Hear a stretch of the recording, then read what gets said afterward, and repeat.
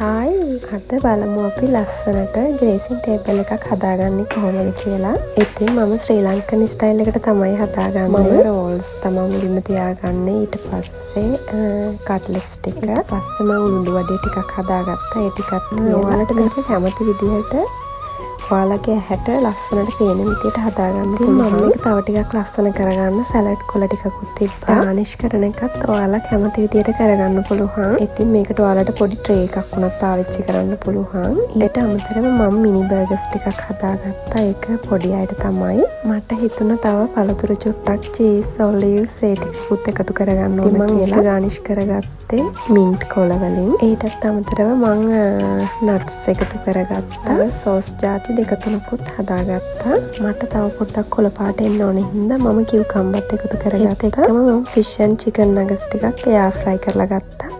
ඉතින් ওই විදිහට තමයි ලස්සන ග්‍රේසින් ටේබල් එක හැදුනේ. ඉතින් ඔයාලත් කියන්නකෝ ලස්සනයිද කියලා. Thank you so much නේද වගේම වීඩියෝ එක බලුවට.